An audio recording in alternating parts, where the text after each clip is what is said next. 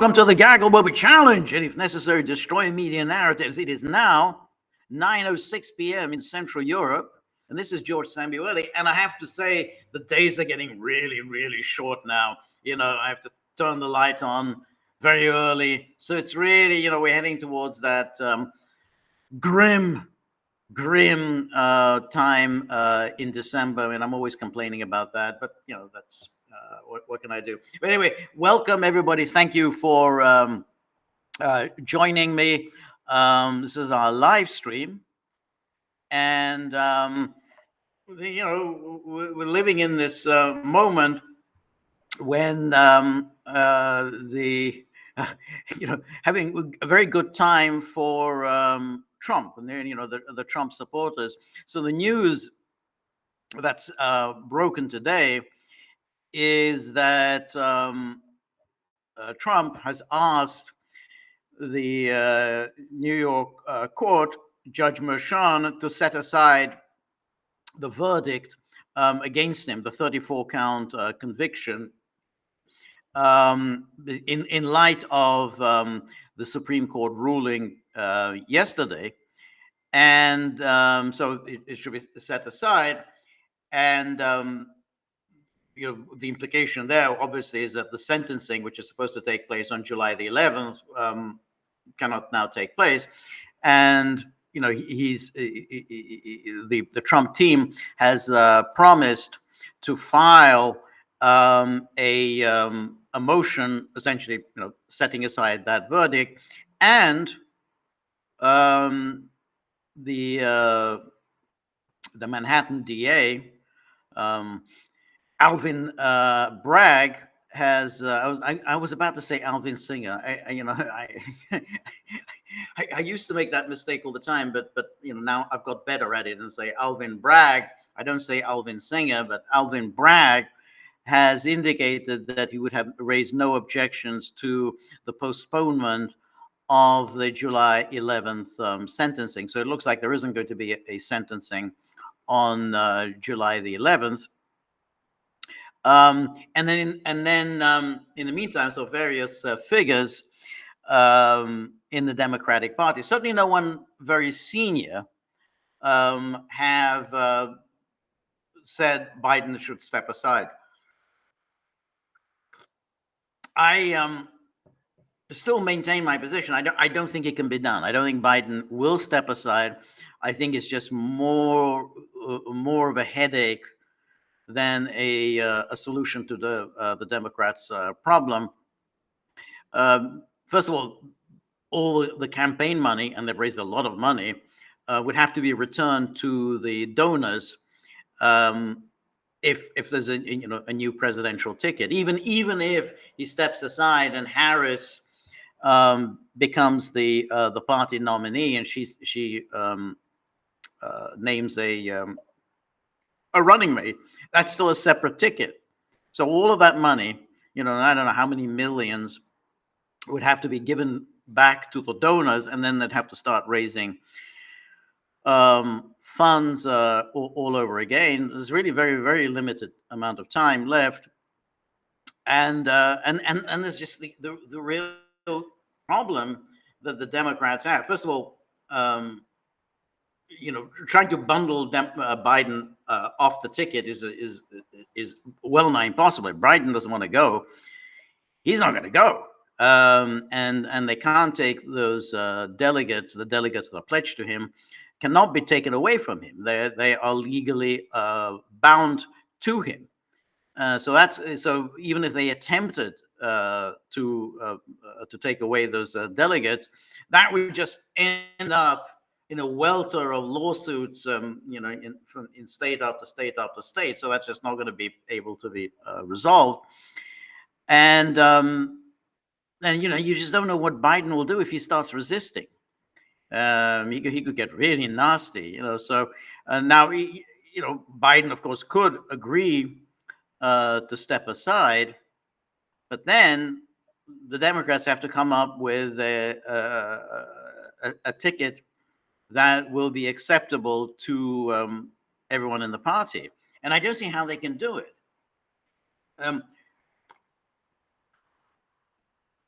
the Harris, as Biden's number two, will insist that she should be at the head of the ticket. I mean, I think it's going to be very difficult to argue against Harris. I mean, she's she ran on the ticket in 2020. She's been the loyal VP for 4 years. She ticks all the boxes, as we she's black, she's a woman, and so on and so forth. Very, very hard to see how you can take it away from her. And so, but if they do try to do it, then there's just going to have a tumultuous effect within the party. Imagine you're going to try and bundle off the ticket a black woman, and you put in her place someone like Gavin Newscomb, as Trump likes to refer to him, a white male pushes aside a black female. I just the Democrats are not going to go for it. I mean, there would just be an absolute uproar and such bitter fighting. So that just it cannot happen. And what it works for Biden is that no one can come up with a plausible theory according to which one or other of these, whether it's Harris or Newscomb or Gretchen Whitmer,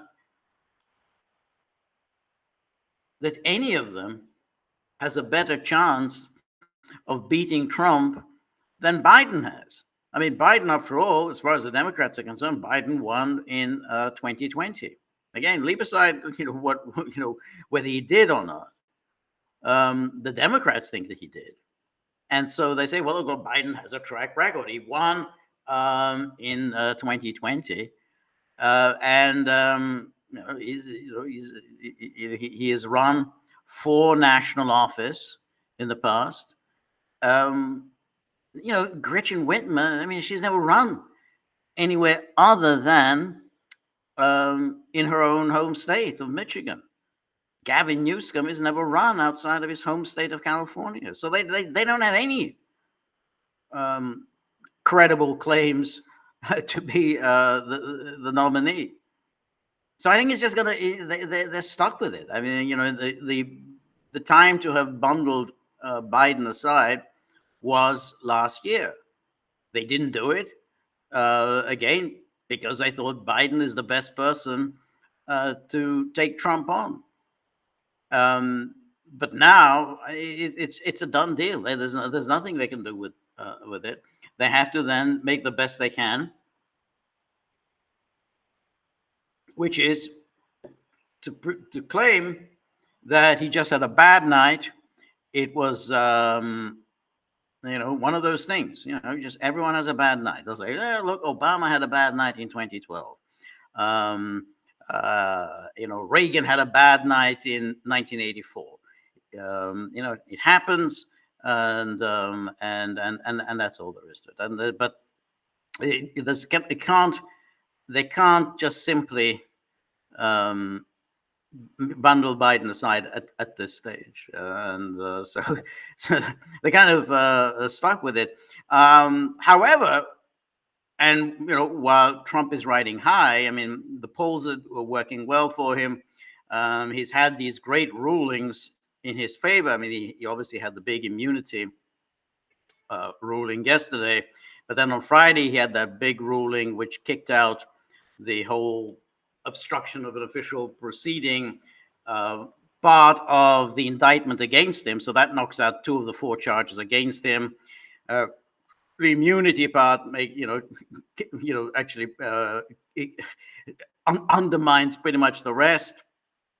The immunity ruling, I think, undermines also the Manhattan case, undermines the Florida case, undermines the Georgia case. So he's in a good position. So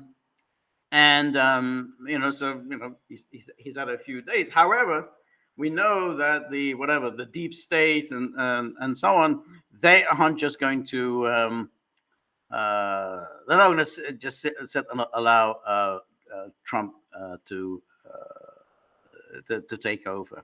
What I like is, I don't know if anyone's followed it. There's a new government that's been formed in the Netherlands, and the guy who's the new prime minister, he says there's a former head of intelligence. That's ideal. You know, not only is he a former head of the Dutch intelligence services,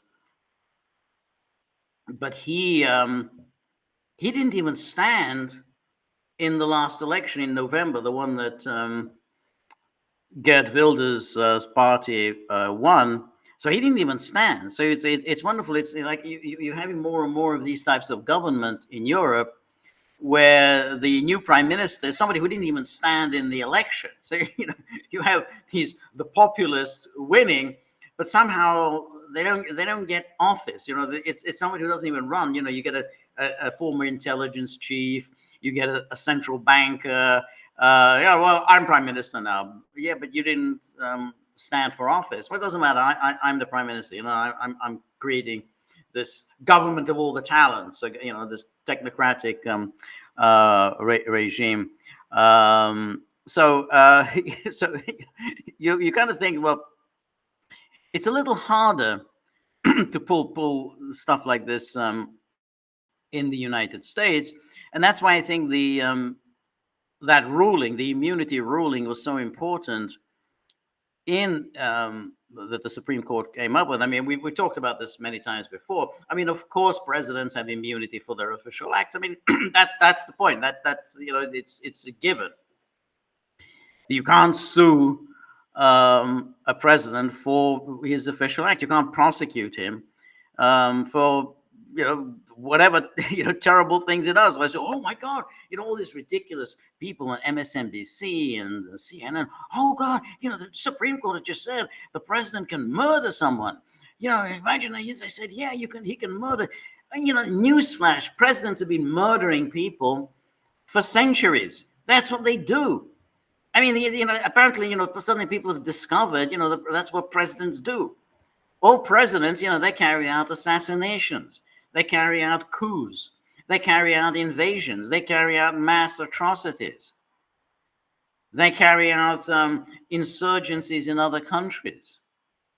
That's part of their job description, and of course that's their official responsibility. You can't say, "Oh my God, the Supreme Court has just said you can commit murder." Yeah, if you're president, you can indeed commit murder.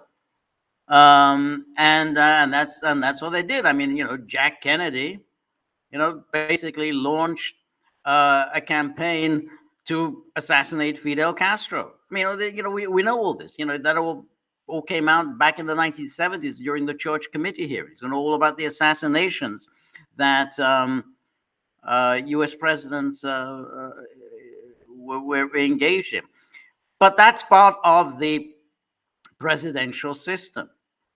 That's what the Americans set up. The Americans set up a presidential republic. They didn't set up a parliamentary republic. I mean, they went out of their way not to set up a parliamentary republic. And that's what Congress had been trying to do. They started doing it in the Watergate era, when a weakened Nixon made concession after concession to Congress. He shouldn't have done it, but he was much weakened by Watergate, and so he made a lot of these concessions. And as a result, Congress acquired more and more power, but without actually taking on more responsibilities. They just said, "Hey, well, we've got this power, and if the president doesn't do what we want him to do, what we insist that he does, we can just impeach him." And I did that. And since the Nixon era, presidents have been terrified that if they don't do Congress's bidding, if they don't, you have to spend this money as we demand you spend this money. We have the right to tell you how you can spend this money. We appropriate, and you have to spend the money as we say you do it.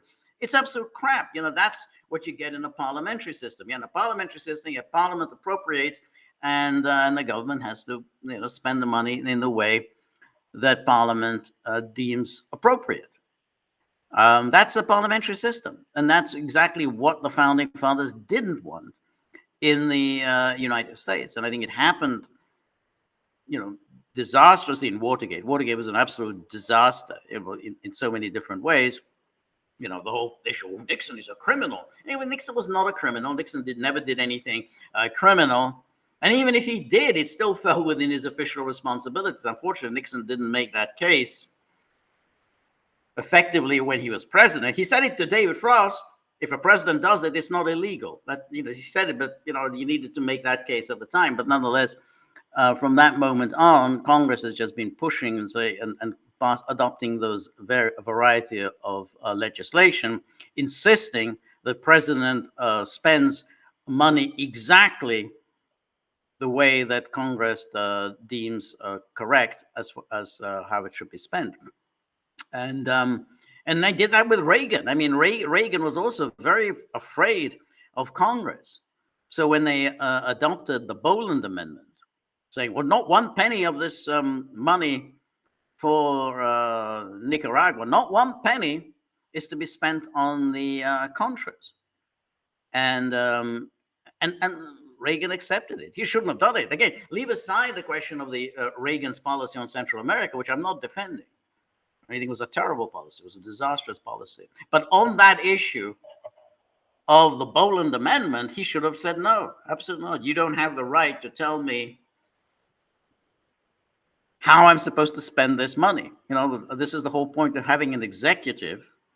This is the whole point of having separate branches of government, that it is the executive that makes the determination as to what is the right thing for America's security. It's not up to, congressmen running around in DC to decide what's the correct policy when it comes to American security. That's why you have an executive. And that was clear that's what was intended by the founding fathers.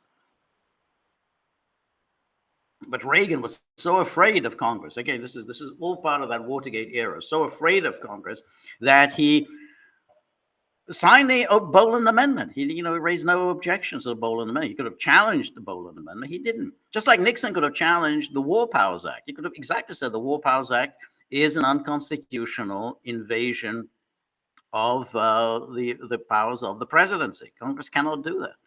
But Nixon didn't do it. Nixon, again, weakened by Watergate, signed the War Powers Act, and so that was then. And of course, when you had the first impeachment of Trump, again, Trump didn't really make the case that I think he should have done, which is.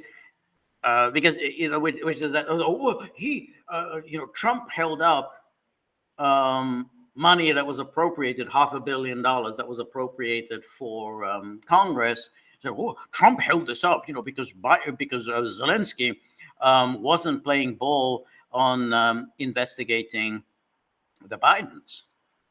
I mean, what Trump should then have said is, first of all, it's entirely within my official responsibilities to go to Zelensky and say, I need to know more about what Obama and Biden were doing in Ukraine, because I think it has huge implications for U.S. security.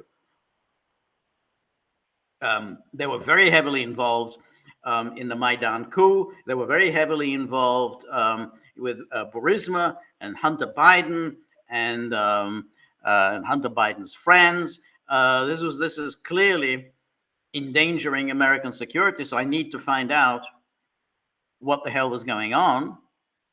And he was entirely within his presidential responsibility to say, yeah, and I'm holding up aid for Ukraine because I don't think it's a good idea for Ukraine to have $500 million worth of weaponry.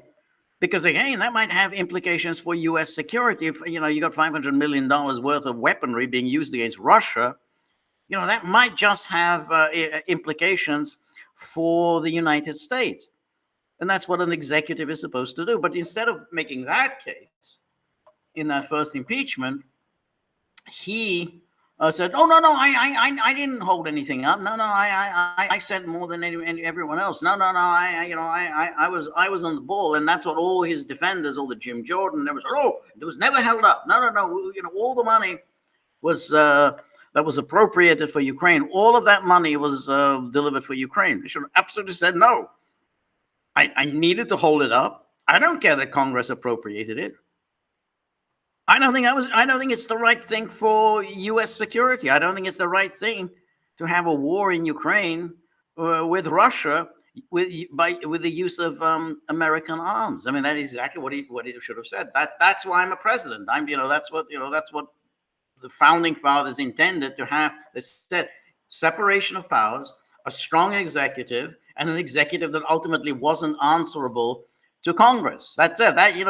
Parliamentary system, yes, you're answerable to Parliament. It's one branch, executive, legislature. It's one and the same branch of government. That's not the United States government. The United States, so the president, when it comes to national security, that falls within the prerogative of the president, and Congress cannot just micromanage national security. It's not capable of doing it. I mean, they're sitting there in Washington. Their job is legislation.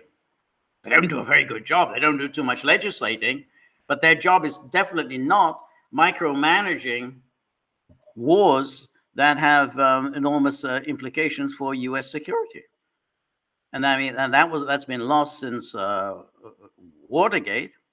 Trump didn't make that case during impeachment one. He should have done, but now, inadvertently, because the Democrats got very greedy and tried to bring criminal charges against him, now the Supreme Court has finally made the determination. No, this is the president has immunity. You can't start charging them with crimes for what falls within their prerogative. So if you go, and they said, I didn't spend the money, the Boland Amendment. Yeah, I violated the Boland Amendment. I don't give a rat's ass about the Boland Amendment. I sent this money to the Contras because I think the United States should support the Contras. And then you say, okay, go ahead and try and impeach me. You're not going to be able to do it. You can't impeach me because I'm acting within my responsibilities. Go ahead. Try to make it a crime. Try and go to some criminal court and say that it was a crime that I sent money to the Contras. So you can't do it. And when they tried bringing criminal charges against various figures in Iran Contra, they all failed. And in the end, the only thing they ever succeeded in doing was get convictions on lying. That's a favorite. You can always get somebody on lying and embezzlement. Somebody pocketed some money that you shouldn't have pocketed. But on the core of it, which was you were somehow doing something that was illegal because Congress, in its infinite wisdom, had determined that you are not to spend this money on what you think is appropriate. No, they never succeed in getting any conviction. Anyway, let me see what people are saying. So let me go to the locals board first. And well, Valerie, good to see you, Valerie. I haven't seen you in a while, so I'm very glad to see you again, Valerie. Valerie says, good day, George and Gagglers. George, I look forward to your thoughts on Orban's visit with Zelensky in Kyiv. Yes, it's very interesting because Orban went to Kyiv today and did his usual spiel, which was that the proper sequence of events in Ukraine should not be the one spelled out by Stoltenberg and others. Well, let's just send as much by way of weaponry and ammunition and everything to Ukraine, because the more we send to Ukraine, the faster we get to the negotiating table. You can actually hear Stoltenberg saying, the faster we get to the government, and it's a paradox. He says it's a paradox that the more weapons we send, the faster we get to peace. So that's the NATO position. Orban said, no. How about this one as a a thought experiment? How about let's get a ceasefire first, and then let's have negotiations. Well, Zelensky obviously isn't very sympathetic to listening to that at the moment, because that's not the position of Ukraine. It's not the position of NATO. It's not the position of EU. Not the position of the Biden administration. Not the position of the UK government. They all say, yeah, no, we got to keep this war going because we mustn't allow Putin to win. And a ceasefire would allow Putin to win. If Putin gets a ceasefire, Putin is going to march into Berlin or wherever. So, Orban was acting. Well, partly I think he was acting as the new head of the European Council. Hungary is going to be the chairing the European Council for the next 6 months. And so he makes this courtesy call. There's also the issue of the 150,000 Hungarians who are in Ukraine. That's a kind of a sore point. Hungary has been raising that issue for quite a while with Ukraine, and Ukraine hasn't really given a particularly satisfactory answer. Zelensky isn't going to do anything for the time being. I mean, he's going to DC. Is it next week? I think next week is for the NATO summit, the big 75th birthday bash, where he's going to be promised not immediate NATO membership, because that's still a difficult one to pull off. Even though David Cameron says, "Yeah, I want NATO, Ukraine in NATO right away," but there are others. Sergeant Schultz hasn't yet signed off on it. The Americans are still, wary of it, so they're going to have to offer him something a little short of membership of NATO, but they will have to offer him more than they did in Vilnius last year. And again, they're going to obviously come up with more money. I mean, he needs lots and lots of money. So they're going to promise him that. So, now obviously is not the time to be talking about ceasefires.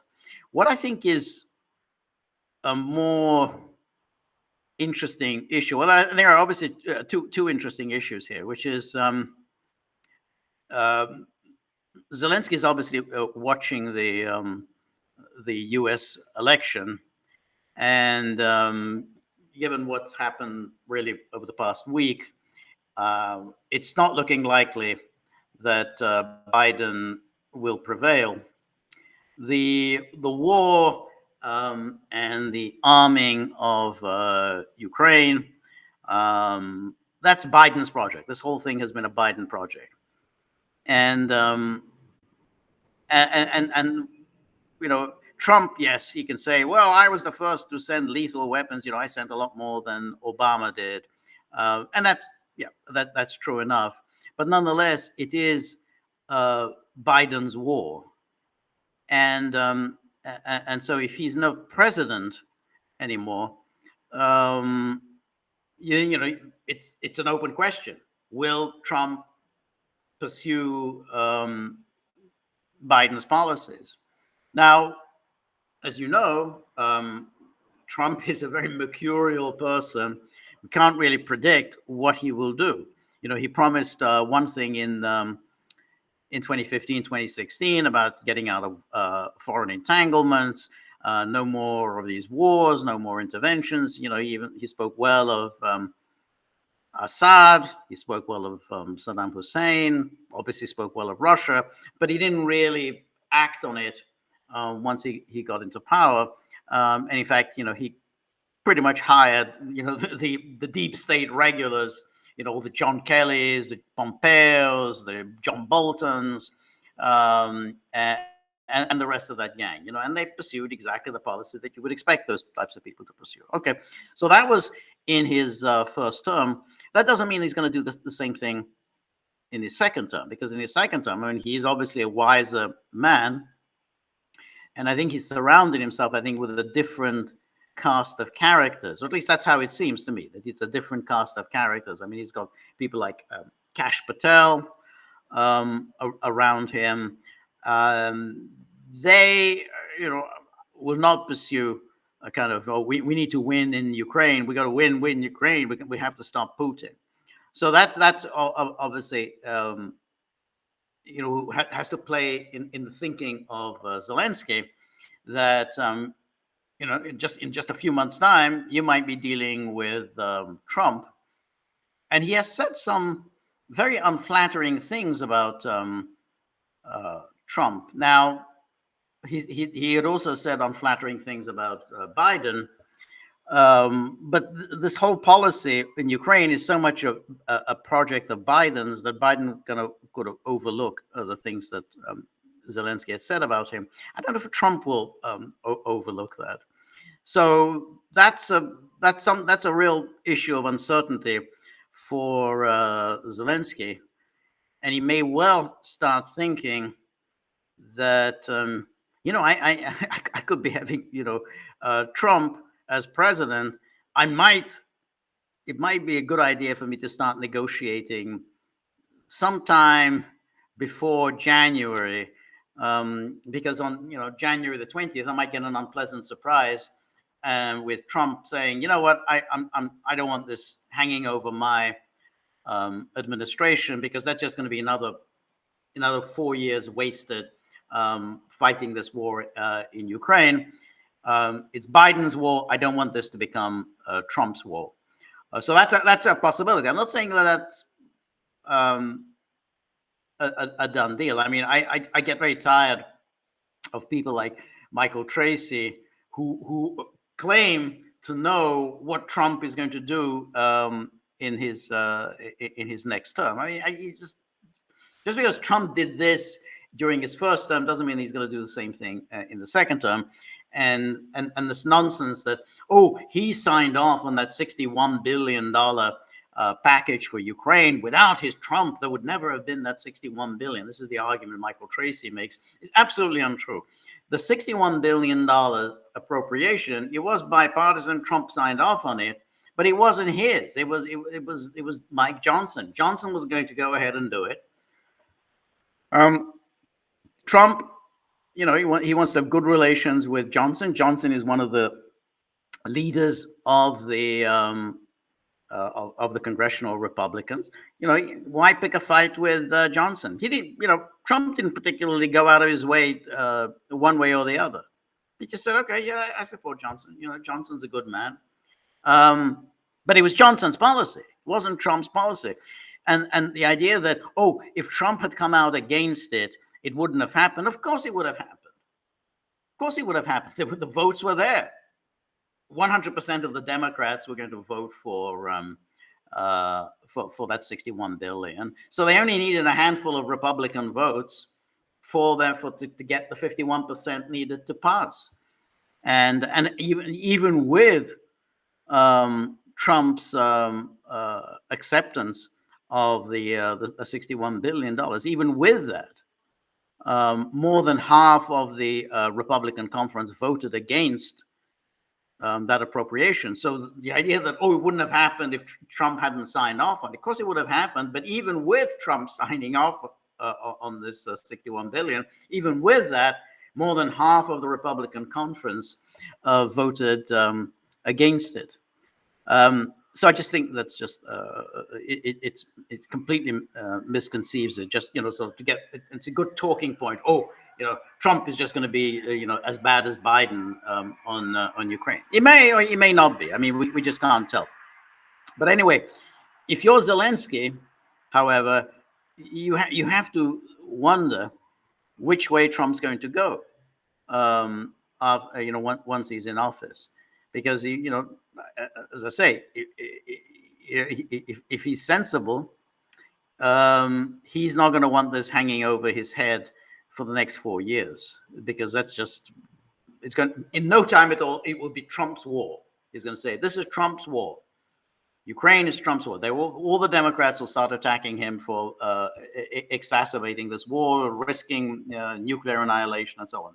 So he's going to have, this will be wrapped around his neck, just like Vietnam was wrapped around the neck of Nixon, even though Vietnam was not Nixon's war, but Democrats immediately say, yeah, it's Nixon's war. So I think that's something that Zelensky has to think about. The other thing is that there is supposed to be, before the next G20 summit, there is supposed to be this peace conference sponsored by China and Brazil, to which both Russia and Ukraine will be invited. So it's unlike the peace conference in Ukraine, a peace conference in Switzerland, to which Russia was not invited. So in this case, both Russia and Ukraine are invited. Ukraine will have to show up, and therefore Ukraine will have to, because Ukraine cannot afford to start pissing off China. Ukraine's not going to piss off Brazil. These are important countries, and so that means if this peace conference takes place, both Russia and Ukraine will be sitting at the same table. And that's going to be interesting, because that'll be the first time that they're sitting at the same table. And then, there are obviously going to be all sorts of back channels and, interlocutors and people meeting, in bathrooms and whatever. And who knows, maybe they'll cobble together something, at least an agreement to meet somewhere else and talk some more. So those are possibilities. I don't know whether Orban raised them with Zelensky, and maybe that's what Orban wanted to elicit from Zelensky. What are you thinking? What's the plan here? Just keep this war going. For how long? How much destruction of your country are you willing to preside over? So. It's an interesting event, but we'll just have to see what happens at the NATO summit next week, and see. NATO does not want this war to end. I think NATO is absolutely determined to continue, because they can't allow Russia to win. But then you'd have to then think, well, with a view to what? Just to keep this going? Well, it's not, it's obviously not terribly popular anywhere else. Anyway, Stone River, thank you. So anyway, Valerie, thank you so much for your question. Thank you for your generosity, as always. Stone River, thank you also for your contribution. And Stone River says, Biden and his handlers keep saying that he knows how to tell the truth. No honest person says that. Logically, it means he also knows how to lie. Yeah. It's very interesting. Whenever you read all the stories about the debate, they all say about how Trump lied. Biden, seemed old. Biden seemed out of it. Biden, didn't do very well. But Trump lied. And it's always interesting, whenever they say this, Trump lied, they never spell out what exactly did he lie about? What was the lie that he uttered? It's always the way he lied. I was like, oh, yeah, Trump's lying. Yeah, Trump,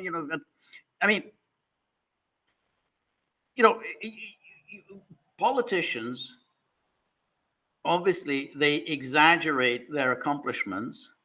They exaggerate the failures of their opponents, and that's what they do. That's what when you campaign, you look at statistics and you try to interpret the statistics in a way most favorable to your side. If the government, you say, yeah, we're doing a fantastic job. If you're the opposition, you look at the statistics and say, God, this is, the government is doing disastrously. That's what you kind of do as a politician. Now, you don't go around saying, well, he's lying. I mean, no, I mean, they're trying to sell a bill of goods. They're trying to sell themselves to the public. But somehow, because Trump is doing this, it's now accepted just to keep accusing him of lying. So whenever they said, oh, look at these statistics and so on. Well, you can say Trump is exaggerating, but more like to say, well, it's open to debate. I mean, the various claims about immigrants and crime, you can't just say he's lying. You can say, well, no, I think it's something that is open to debate, particularly as the statistics are continually cooked. They're deliberately misleading with the statistics about immigrants and crime. But just simply saying, well, Trump lied, it's itself a lie. And when it comes to lies, Biden was the one who came out with absolute stone cold lies. So he came out with that thing with that Trump said that fascists were fine people. That has been blown out of the water so many times ever since it came up in 2017, because he said it there and then. There were good people on both sides on the issue of taking down the statue of Robert E. Lee. And then he said immediately, but that, of course, doesn't apply to the fascists and neo-Nazis. He said it immediately. It's not like, oh, he said it 2 days later. He said it there and then. There are good people on both sides, but that doesn't apply to the fascists and the neo-Nazis. But they skipped that part, and they just say, oh, there are good people on both sides. And so Biden came up with that. And then almost from as he was out of the gate, he said that somehow that he said that the way to deal with COVID was to inject bleach into your arm. I mean, it's so stupid, such idiocy. Again, that's been debunked. I don't know how many times. He never said you should inject yourself with bleach.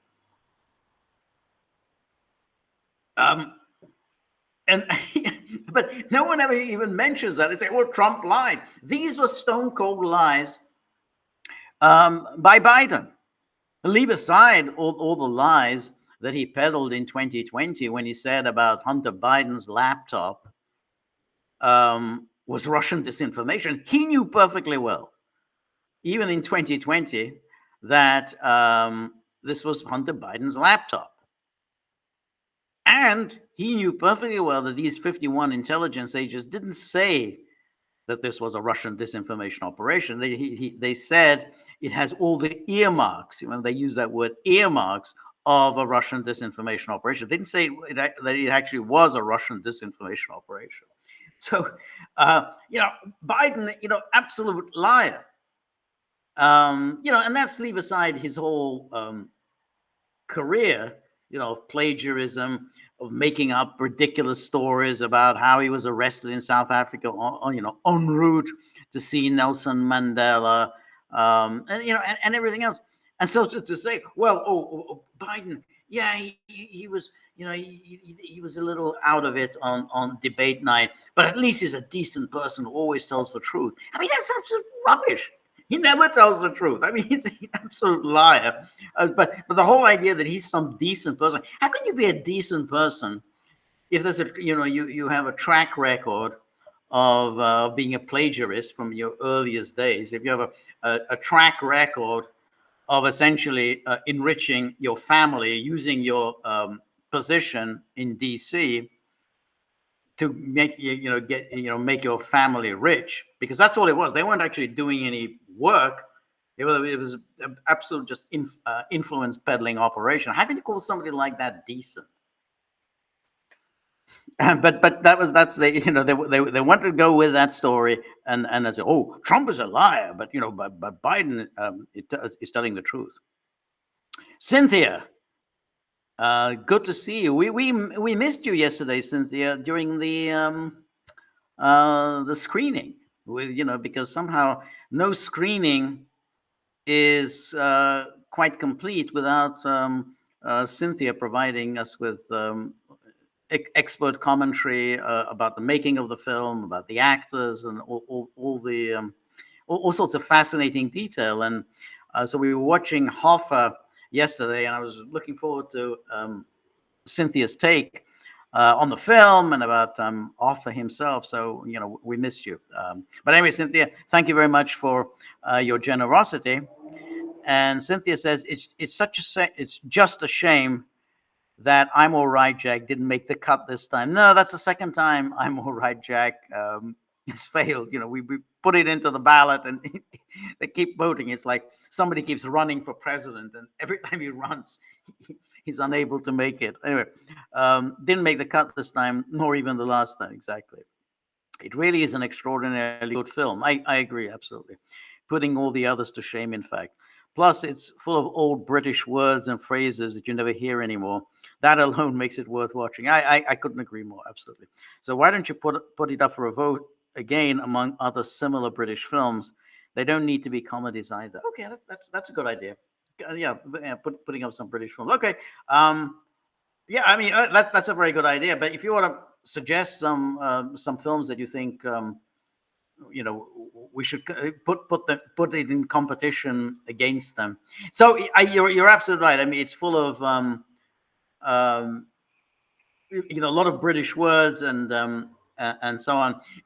It also has that kind of British smutty humor. I mean, if you remember the British humor of the Carry On movies, but even this, which is after all, it's dealing with serious issues about strikes and communists and horrible bosses screwing everyone over.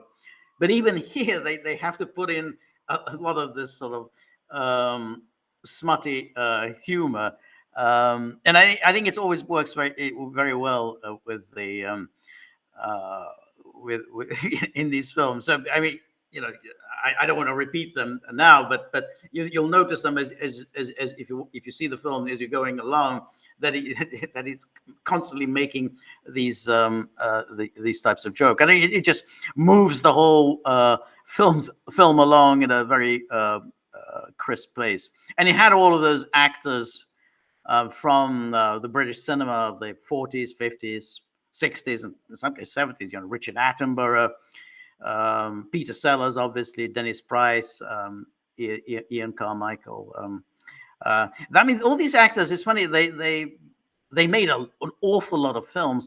I don't think they could have been paid all that much for their roles, because otherwise they wouldn't have made as many films that they did, because often they would just appear really for a very short amount of time, and then and then that's it. I just think that's how they made those films in those days. I mean, they were done on a low budget. They didn't pay the actors very much, and that's why they could just churn out these films at a great pace. But you're right, I mean, Cynthia. I mean, we should have a competition. I'm All Right, Jack versus something else.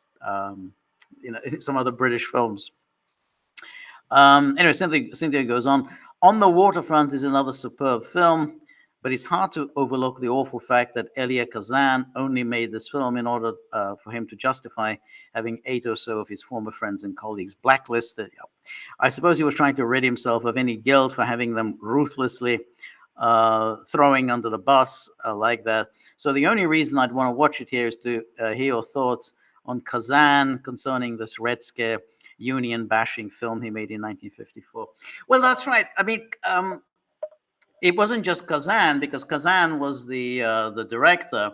The writer of On the Waterfront was Bud Schulberg, who also testified before the House Un-American Activities Committee. So he was also someone who named names. You have to sort of keep in mind, it was there was the, I mean, I mentioned this before, there were these two House Un-American Activities Committees on Hollywood hearings. There was the one in 1946. That was the famous Hollywood 10. And what happened there was that the screenwriters, which was Ring Lardner, Dalton Trumbo, they basically insisted on their First Amendment rights. And they said, well, we're not going to answer your question. They were just asked about whether you were communist. And they said, no, so, we're not going to answer your questions. And so they went to prison for contempt of Congress. But what then happened was the second hearings in the early 1950s, and that was the one that caused the greatest bitterness, because that was when they were naming names. So when if you testified, they asked you, you attended these meetings, and well, who else attended these meetings? So these were Communist Party meetings, Kazan named people who had attended these meetings, that kind of formed the basis of the blacklist as to who couldn't work in Hollywood. So that really caused a lot of bad feelings. But the funny thing is that Kazan, however, went on to be a rather successful filmmaker during the 1950s, and he didn't really acquire this very negative reputation until later, that he suddenly became this reviled figure. I mean, I think the people who kind of refused to testify before HUAC, of course, they did, like Lillian Hellman, they of course denounced Kazan, but no one really paid that much attention to Lillian Hellman. But then in the 1960s, when the blacklist essentially ended, and so the various people started coming back, like Waldo Salt, who wrote the script to Midnight Cowboy, and then Ring Lardner, of course, came back. He wrote the script to MASH. That's when Kazan and Bud Schulberg, that's when their reputations were badly tarnished. Bud Schulberg, he wrote that book, became a famous novel, What Makes Sammy Run. And he wrote some quite good film. I mean, there was the film he made with Humphrey Bogart, The Harder They Fall, which is a good boxing movie. That's something else we could do at some point. Pick have a vote on the best boxing movies ever made. I think The Harder They Fall would be definitely one of the films to choose. So I was Bud Schulberg. But yeah, I mean, and particularly when Victor Navarsky wrote that book, I can't remember the date of when he's. I think it was maybe in the 1980s when he wrote Naming Names. That really hurt Kazan.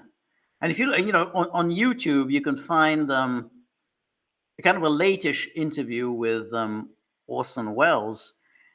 And then Welles suddenly starts really fulminating. I mean, Welles is already quite old at this stage, but he starts fulminating against Elia Kazan.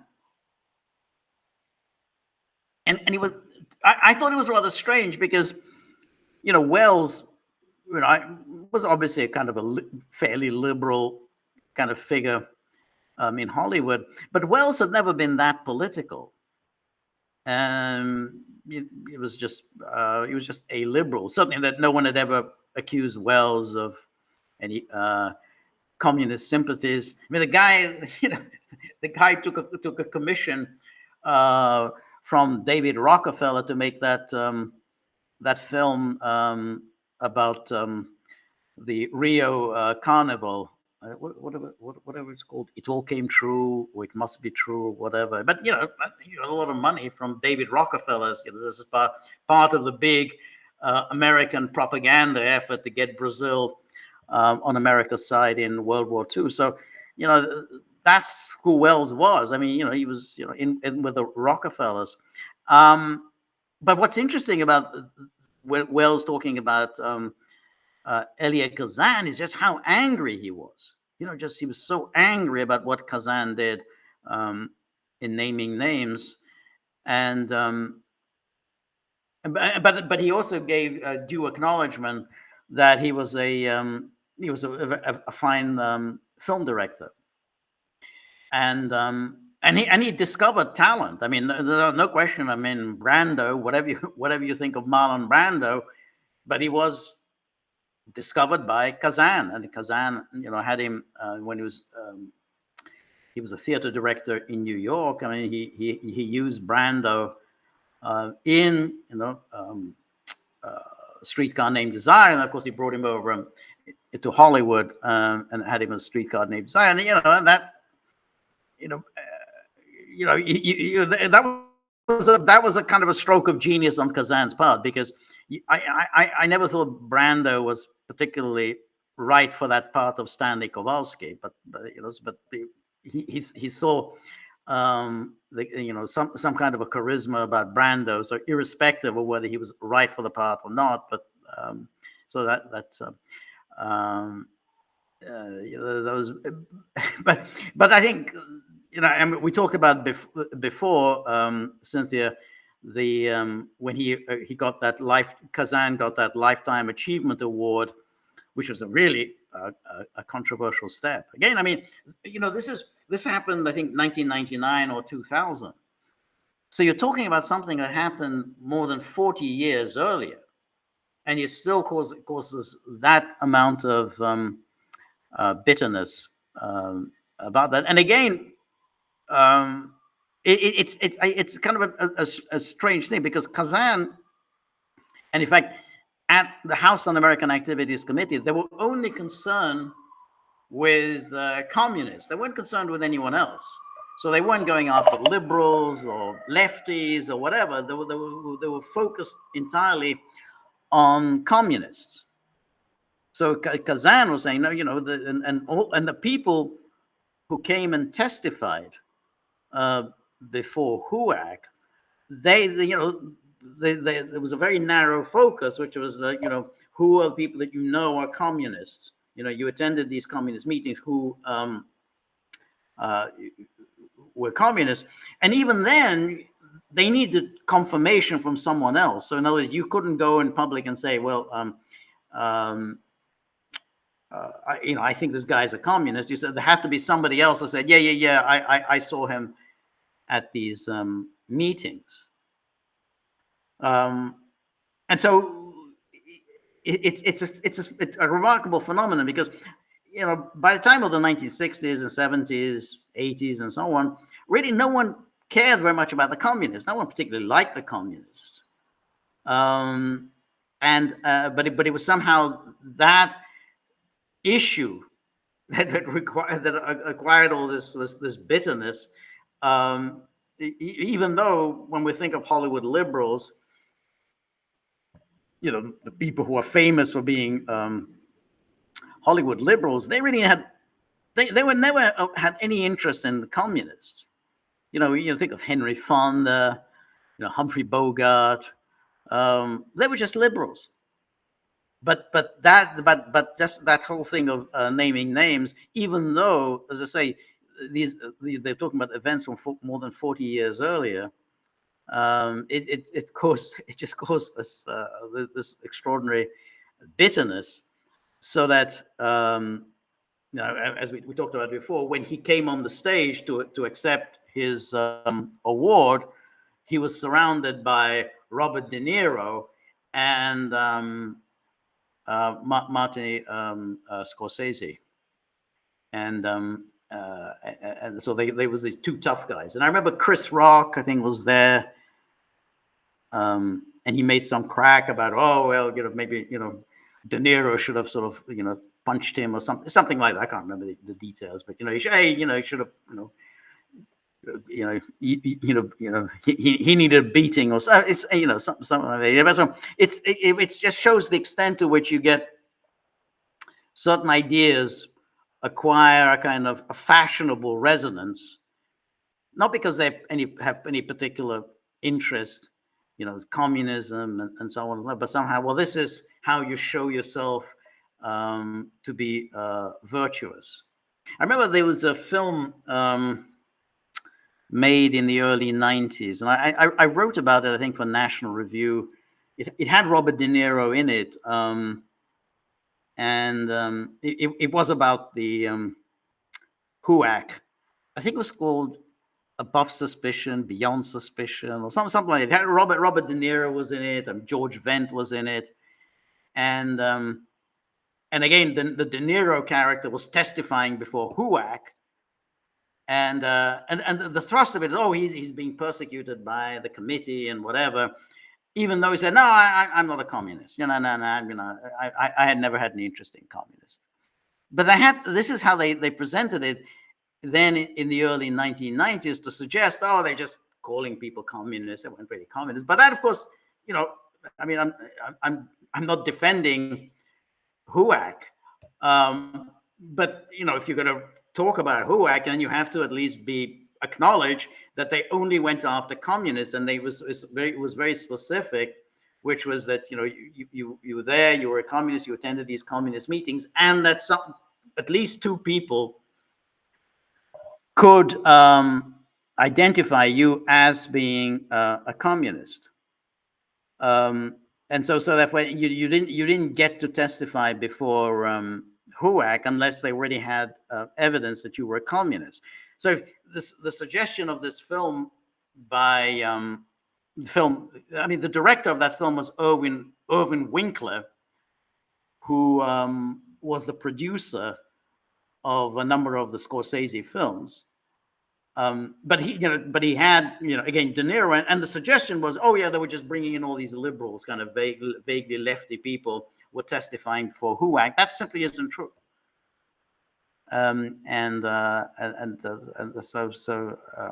then Woody Allen made a film. Well, that wasn't his. He acted in it, but this was in the 1970s. It was called The Front, and again he said, the committee can go fuck itself. He says, well, boy, that was really, the committee can go fuck itself. Of course, no one talked like that before the committee, but it's a nice idea. It was nice in the 1970s to say, well, of course, if I were called before the committee, I would say the committee can go fuck itself. Of course, no one did that. It's just like, well, if I were around in Nazi Germany in the 1930s, I would have gone and punched Hitler on the face. Yeah. Easy to be brave after the event. But on the waterfront, you're absolutely right, Cynthia, that Kazan and Schulberg made that film to justify essentially singing like a canary. I mean, that's what the Brando character does, which is he testifies before a committee investigating union corruption. So they're all trying to intimidate him and prevent him from testifying. But nonetheless, he goes and testifies, and that obviously he's presented as a good guy for having testified and denounced his friends, not just his own brother. I mean, his own brother, played by Rod Steiger. I mean, he denounces him before the committee. So yeah, I mean, it's a well-made film, but it's not it's not something that you can admire. But and as you say, Cynthia, it's a union bashing film because it's about union corruption. So there, you got the you're presenting. What do you have to say about a trade union? Well, it's corrupt. Not unlike like Hoffa, like the same thing. Oh yeah, that's just corrupt. That's what unions do. They just simply steal money from their members. Yeah, they're helping themselves to the pension funds. That's all apparently unions do. So, and I think Lee J. Cobb, who plays the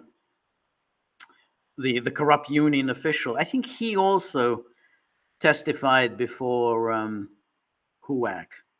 So I think it was the whole team was there, testifying for so Kazan was really got everybody on board in that film. Anyway, so thank you very much, Cynthia. And then Cynthia goes on. About Biden and so the other liars. And then Takfiri says, amazing you have such information about Hollywood. I don't really. I mean, there are certain things that I find interesting. I don't know. Actually, it's identifying. Actually, it's not addressed to me. It's addressed to Cynthia, and I think it's appropriate. Yeah, Cynthia is extraordinarily knowledgeable about films. Far more so than I am. So whenever we have our screenings, our Monday night screenings, the best part of it is Cynthia's running commentary, because I'm always learning stuff. Think, wow, I didn't know that. So there's all sorts of things. So that's why it's absolutely very rewarding to come and watch these movies. And next week I think we're going to do the runner-up, which I'm not even sure who's going to be the runner-up for that union poll, because last time I looked, the number 2 position was evenly divided between on the waterfront and blue collar. So I'm not sure which of the two will prevail. But anyway, so R. Brown 1958 says the U.S. election should be all about the years of lies. Biden is the walking, talking evidence that every Democrat in Congress and every mainstream media talking head has been lying their guts out about Biden for years. The Republicans need to pound on this theme until all the liars are turfed out. I agree with you. And again, I mean, I've said this before, but I remember Biden from the 1980s, and I remember when Biden was being pushed by the neocons as a new type of Democrat, because he was a real foreign policy activist. He was no McGovernite, and this was. And I remember the first person who said that to me about, oh, Biden is absolutely great, was Edward Luttwak. I don't know if people know him. Edward Luttwak was a kind of, he was really pretty much the first of the neocons. He was around Scoop Jackson. He's obviously an Israeli agent. He has all sorts of ties with the Israeli government. But he said, oh yeah, Biden, watch for Biden. He's really great. And he has always been a fully paid up member of the national security state. And of course, I need hardly mention his hysterical advocacy of bombing the Serbs in the 1990s. And he went even beyond that. He wanted to set up a large concentration camps inside Serbia, inside Bosnia and Herzegovina for the Serbs. The Serbs need to be re-educated, and Biden, will do the re-educating. So awful person. And I remember he did that disastrous run for president in 1988. Again, notice how young he did that. He was 29 in 1972, so he was born in 1943. So he was very young. He was then 44 when he began. He ran the first time for president, and then he collapsed on the basis of these accusations of plagiarism of Neil Kinnock, and then it turned out he was plagiarizing while he was an undergraduate, and then he plagiarized repeatedly in his career. And then, that's it. Okay, it looked like, okay, we'll forget about Biden. And then, we had the 1990s, and boom, 2008, he makes another bid. I thought, oh, he'd been so humiliated in 1988. And he makes another bid for the presidency, and does very badly again. I thought, well, this is a joke. I mean, of course he did badly. Who the hell wants him? He came. This was Obama. This was Hillary Clinton. There was John Edwards. And then Biden came, a long way behind. And again, said, okay, good. Well, that's the end of Biden. We're not going to have to worry about Biden anymore. And then Obama picks him, resuscitates his career. And again, we thought, okay, well, we dodged a bullet. In 2016, he didn't run, and then he pops up again in 2019. And he seems so horrible, so decrepit and ridiculous. Comes in 4th or 5th in all the early primaries, and I thought I'm going to thank yet another failure for Biden, and then Obama again resuscitates his career. So in a way, we're just stuck with this, for all the lies that have been spread about Biden. What a disgusting human being he was apparent really very early on. When anyone can get caught plagiarizing once. I mean, okay, it happens. You made a mistake. You were in a hurry. You didn't do your due diligence. Make sure that you weren't appropriating somebody else's ideas as your own. Oh yeah, I forgot to to do the citation. You can do it once. You can't keep doing it. If you keep doing it, then it's a pathological condition. And Biden kept doing it because Biden thought that he could get away with it. Note also the lie about him about the stutter. You look at the old footage of Biden, not a hint of a stutter. He's nothing if not glib. Always very, very glib. And then that's how I always remember Biden. He talks and talks and talks without any logic to anything he said. Just the words just sort of pour out of him. It's just daisy chains of words, but no hint of a stutter. But the media then make the story up. Oh, he's always had a stutter problem. Anyway, thank you. Then R. Brown says, we can be kind to the FJB as the country gently moves him out. Moves him out. The rest of the swamp is now fully exposed. They all need to go, and catching them all is the biggest political lie in U.S. history of ever. Well, we'll see. We'll see if that happens. I mean, I'm not at all sure he will be pushed out, as I was explaining earlier. It's a very, very difficult thing to do. And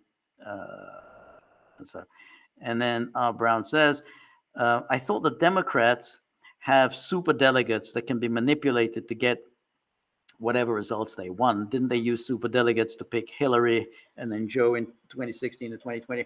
No, both Hillary and Biden had enough delegates to win on the first ballot without the super delegates. But even if you were to bring in the super delegates, and it still wouldn't, Biden has the vote. Biden already has enough delegates to win on the first ballot. But even if he didn't, it's really difficult to push aside somebody who has run in the primaries and has accumulated all the delegates. You can't. It's like, if you have somebody who's elected, you can't push an elected person aside in favor of somebody who hasn't been elected, somebody who hasn't run for office, because that's like a coup. I mean, that's why coups are unacceptable, because you have somebody who's won an election and he's pushed aside in favor of somebody who hasn't won an election. So it cannot be done. He can step aside. He can choose to step aside. But then you've got all the problems that I outlined. I mean, you have to send the money back to all the donors. So you're going to have to start, fundraising almost immediately. But then you're going to have the difficulty as to who's going to be the the nominee. I think it's going to be very difficult to push aside Harris. Harris's claim will be, impeccable. I don't see how anyone can make a stronger case for the nomination than Harris. Gretchen Whitmer can't.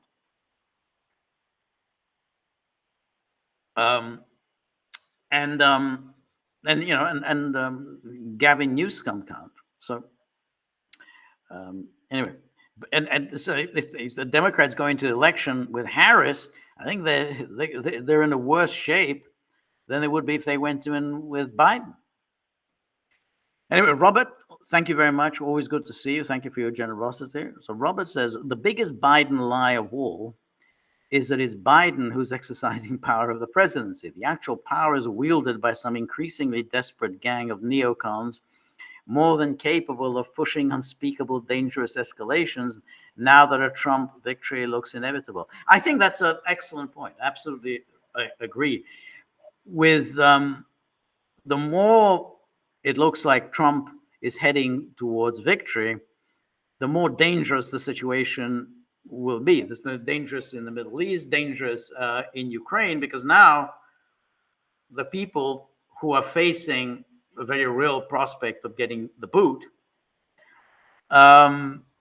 we'll start thinking of all kinds of ways, maybe of getting the election postponed, maybe of pulling an October surprise that, a serious war and whatever. So, you have a dangerous warmongering group of people. We don't exactly know who they are. It's a very secretive group of people. And they are the ones who are deciding war and peace, completely in the shadows, all in the light of not wanting to lose power. So I absolutely agree, that the more it seems likely that Trump will win, I think the more dangerous will be the situation. Almost anything could happen in Ukraine and in the Middle East, war between Israel, Hezbollah, Iran. All of these different scenarios are quite possible once these people start getting desperate and trying to figure out how they can stay in power for a little longer. So, yeah, I absolutely agree with you, Robert.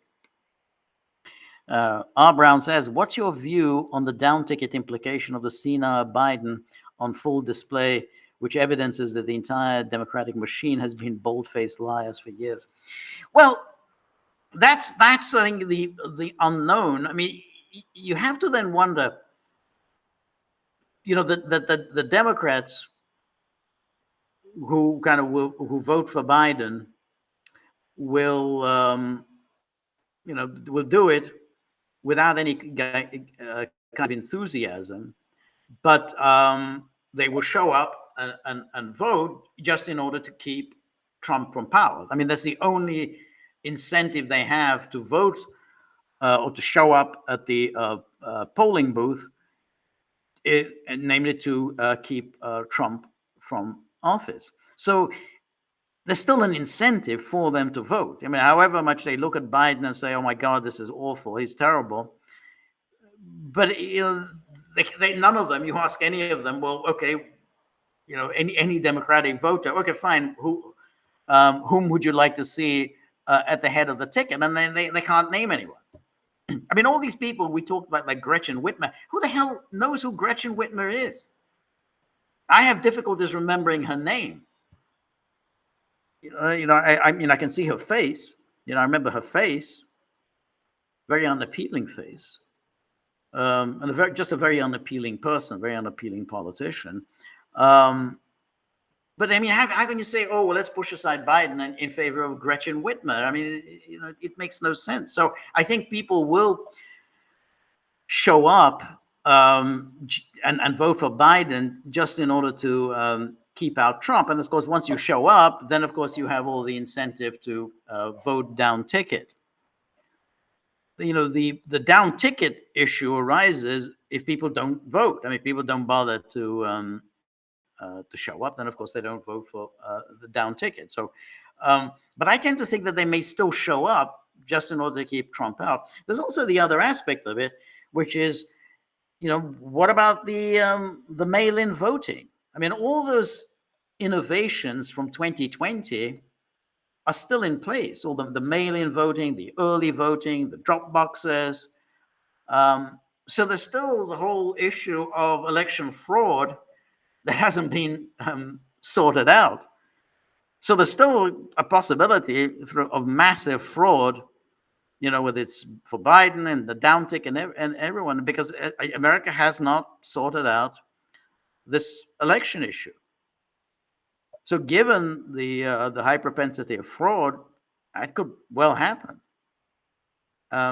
That's why it's a little early to count out Biden, simply because, well, there's a lot of election thieving going on, and I don't notice that the Americans have addressed that issue of how to stop massive thieving of the election.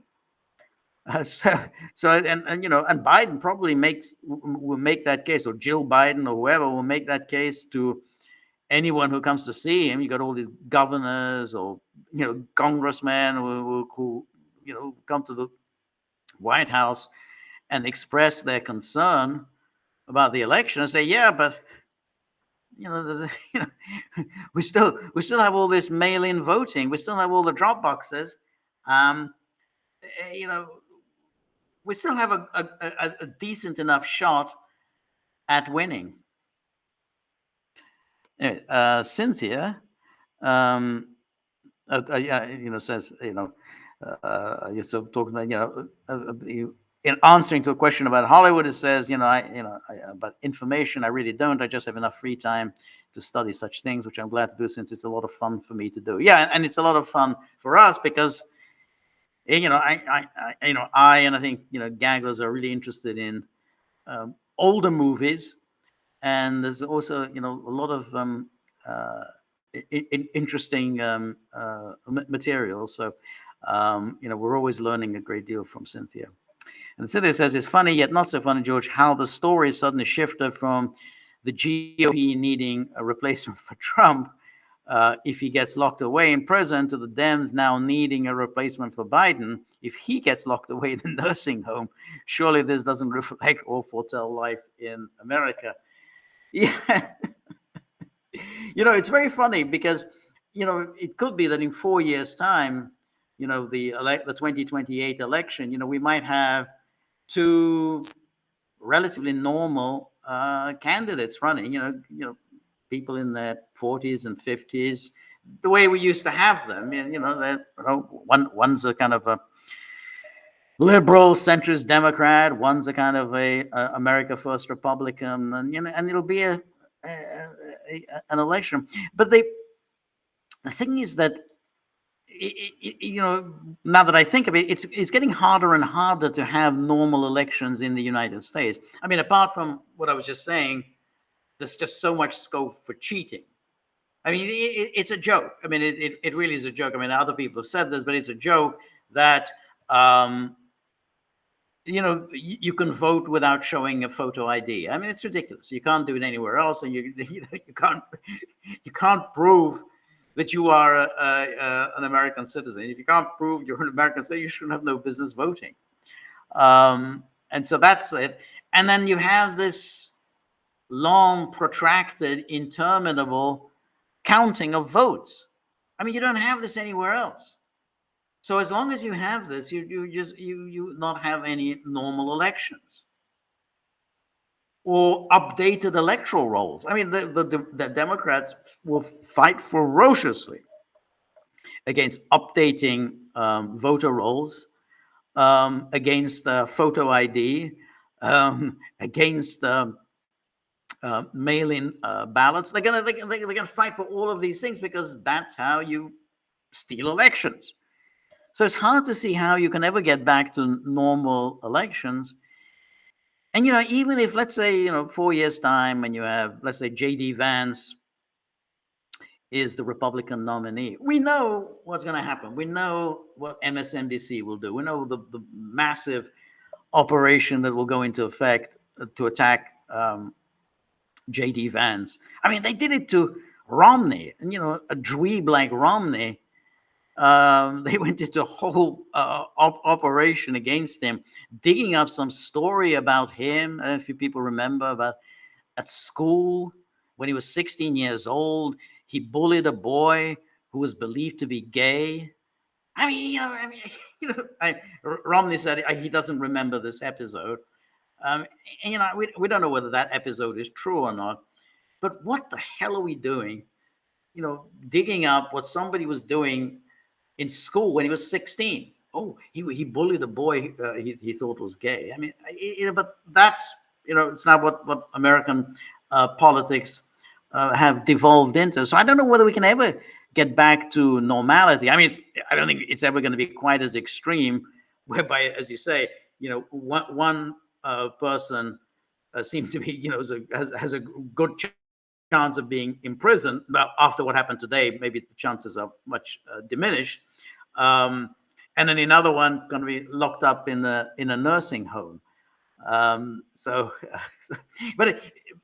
again, it should be kept in mind, if Biden decides to step aside and say, okay, maybe I'm not physically and mentally up to this job, he can't stay as president. He can't say, well, but I'll see this through from now, July into January. In other words, I'm going to be here for the next 6 months. You can't do that. If you admit that you're not physically and mentally competent to serve as president in a second term, or even to compete in an election, you need to resign immediately.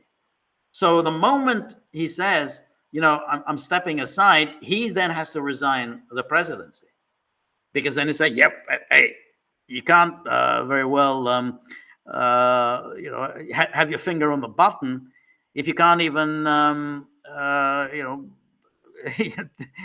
sit down properly during at a meeting with other heads of government. So you can't have once he says I'm not mentally and physically competent to run, then it go immediately. I'm not physically and mentally competent to be president. He has to resign forthwith, and that's the problem for Biden, because that really is very humiliating. I mean, that has never happened. I mean, Nixon was the only president who resigned the presidency, but this would be resigning a presidency on grounds of mental competence. That's really humiliating, because that's, the history books are going to state the one president who had to resign due to lack of mental competency was Joe Biden, and he's not going to like that. Anyway, Judy Hotchkiss, welcome, Judy. Thank you very much. And Judy says, CNBC headline today: top Democrats Pelosi, Clyburn say Biden age concerns are legitimate. The money may not be concern for the Dems. The big concern now is likely to be the down ballot vote. I think they have written off the presidency, and the Dems have a different criteria other than the usual concerns about capturing swing state voters.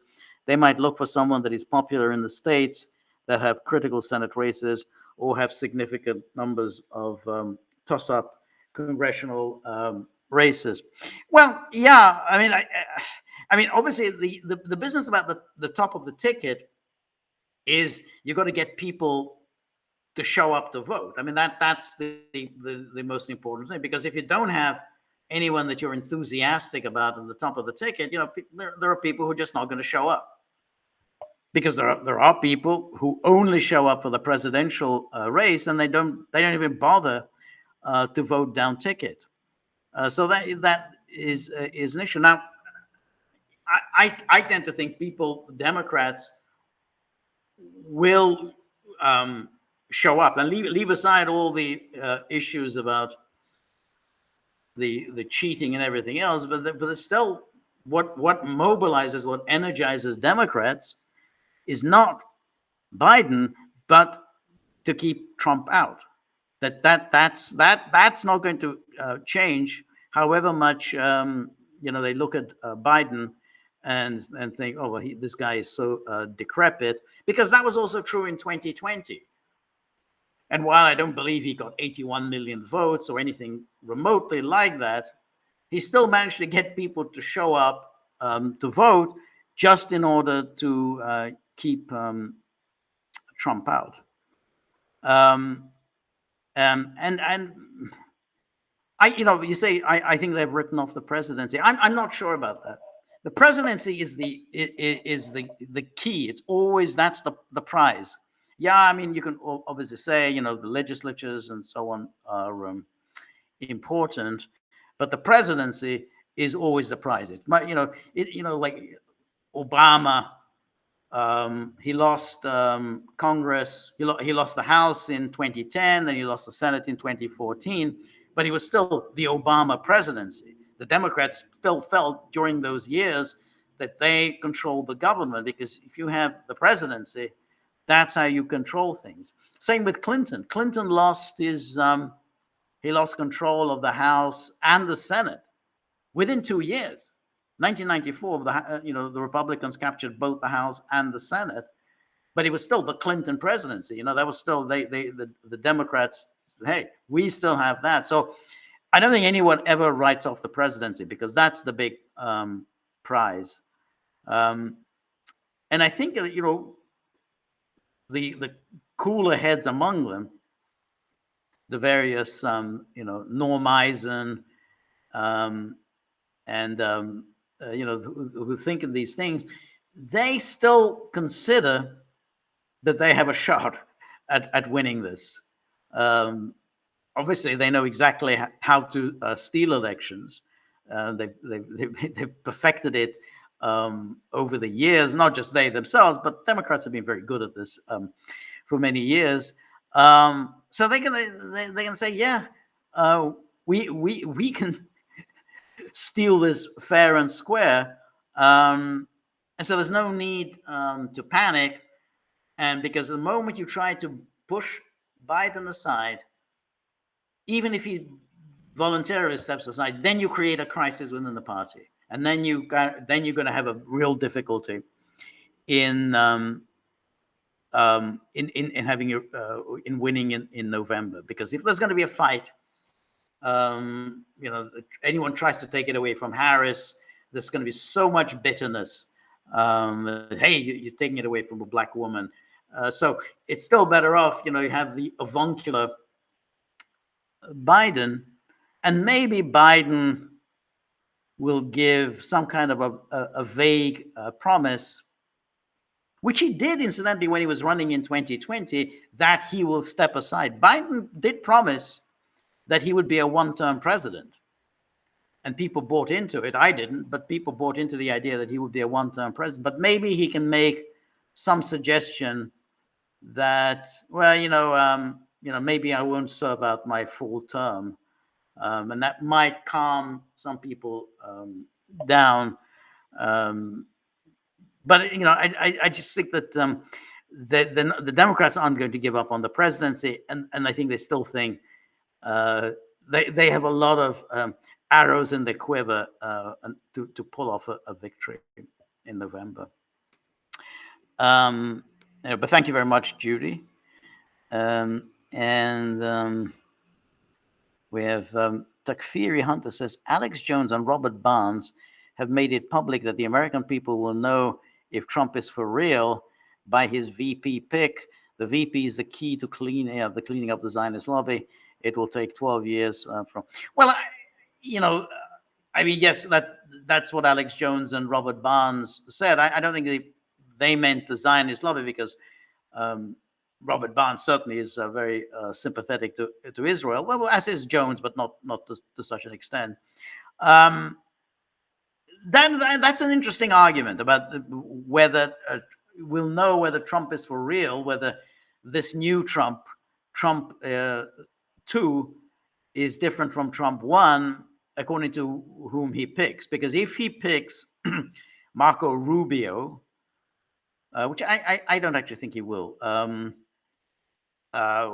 or Tim Scott, which he may, I don't know. I mean, if you ask me who do I think he will pick, I think he will pick Elise Stefanik. because she's a woman, obviously. She is very much beloved by the Zionist lobby. She's obviously very smart. You may not like her, but she is smart. She graduated from Harvard, um, and the party, I think, will be quite happy with her. I don't know what that will show, if it is Stefanik, whether it's for real, or Trump is for real or not for real. I think it would be a sensible pick for him. And also, she is from New York, and while I don't think Trump really has a shot at winning New York, the polls show him only 7 points behind in New York, so it's doable. But I don't think it's going to happen. But the importance of New York is more that he wants to show the Democrats that, hey, I'm competing in New York. I'm going to try and win New York, because that's going to force the Democrats to campaign in New York. I mean, that's the whole purpose, is even if you don't win a state, you force the others to spend money and time campaigning in a state that you think is yours, without any effort. So that's the whole point, that they're going to try and make the Democrats work for New York, where they were expecting basically just to cruise. So I think it would make sense. But I mean, certainly if it's Elise Stefanik, it's not going to that's not going to hit the Zionist lobby. She's very passionately pro Israel, and I mean, the issue really is with the VP pick, that whom will he pick to make himself impeachment proof? Because you always have to worry that at some point the Democrats will take they could win, take the House obviously in November, but let's say they don't. They might take it in 2 years' time, as they did in Trump's first term. The moment they do that, they're going to impeach Trump. That's, the very next day they're going to impeach Trump. So you want to make yourself impeachment proof. And maybe, the Democrats wouldn't want Elise Stefanik. I don't know how they would feel about Stefanik. But I mean, that's just my guess. That's what it'll be. I don't think he's going to pick J.D. Vance. I mean, I think J.D. Vance would be a good pick for him, but I just have a feeling that he's not going to do it. Because again, Vance is obviously, he's an attractive character. He's going to take some of the luster away from Trump. Also, Ohio doesn't really get anything for Trump. Ohio's now pretty solidly Republican territory, so he doesn't have to compete for Ohio. Whereas, as I say, if you get Stefanik, just to try and make New York a bit of a race bet. But anyway, that's just my 2 bits worth, and I think it'll be her.